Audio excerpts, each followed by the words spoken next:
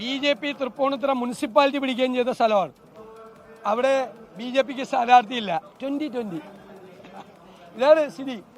ചെങ്ങന്നൂരിൽ BJP സ്ഥാനാർത്ഥിയെ നിർത്തി, പക്ഷേ പാർട്ടിക്കകത്ത് ഭയങ്കര കലാപം ഉണ്ടാക്കുന്ന ആളെ നിർത്തി കൊടുത്തു.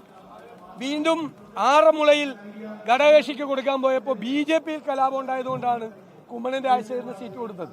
അപ്പൊ വ്യാപകമായി നിരവധി സീറ്റുകളിൽ കാസർഗോഡ്, മഞ്ചേശ്വരം, റാന്നി, കോന്നി, ചെങ്ങന്നൂര്, ഏറ്റുമാനൂര്, തൃപ്പൂണിത്തുറ തുടങ്ങി നിരവധി സ്ഥലങ്ങളിൽ ഡീലാണ്. മുഖ്യമന്ത്രി എന്തിനാ പ്രകോപിതനാവുന്നത്? മുഖ്യമന്ത്രി കോലീബി എന്ന് പറയാ. ആ മുഖ്യമന്ത്രിയല്ലേ RSSന്റെ കൂടെ പിന്തുണയോടുകൂടി ജയിച്ച് MLA ആയത് 77. ആർക്കറിയാൻ പാടില്ലാത്തത്? ശ്രീ എമ്മുമായി അടച്ചിട്ട മുറിയിൽ RSS നേതാക്കളുമായി മസ്കറ്റ് ഹോട്ടലിൽ ചർച്ച നടത്തിയതാര? പിണറായി വിജയനാണ്, VD സതീശനല്ല. അദ്ദേഹത്തെ ഓർമ്മിക്കുകയാണ് ഞാൻ.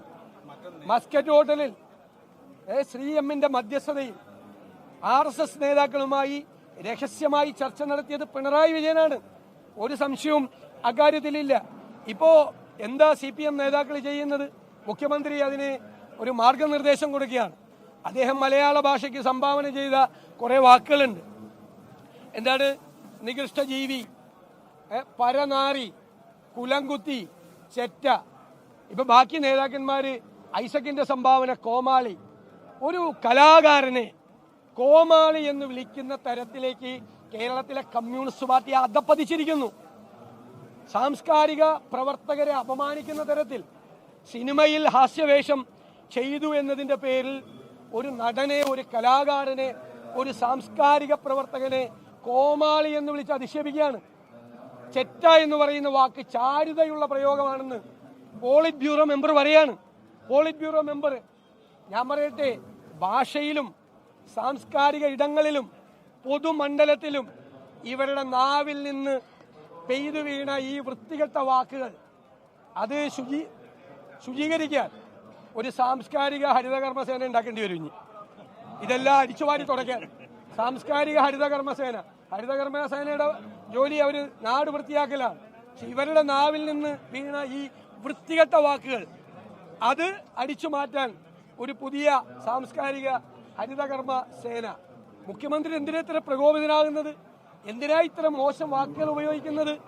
രാഷ്ട്രീയക്കാരെ കുറിച്ച് ആളുകൾക്ക് പുച്ഛമുണ്ടാവും.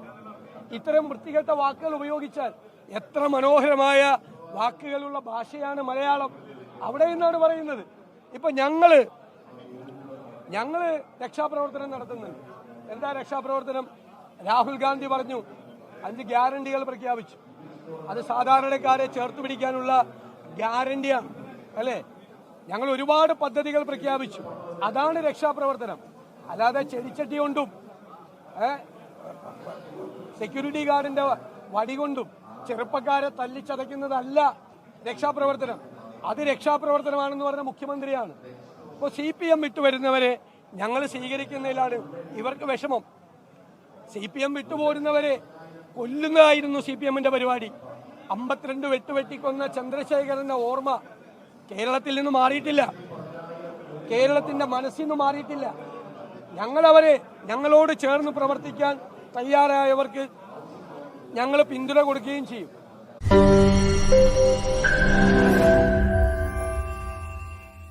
ലോകത്തെവിടെയായാലും ഏത് സമയത്തും 24 വാർത്തകളും ഓഗ്മെന്റഡ് റിയാലിറ്റി പാക്കേജുകളും എക്സ്പ്ലെയിനറുകളും വിശദമായി കാണാൻ ഞങ്ങളുടെ YouTube ചാനൽ നിങ്ങൾക്ക് സബ്സ്ക്രൈബ് ചെയ്യാം.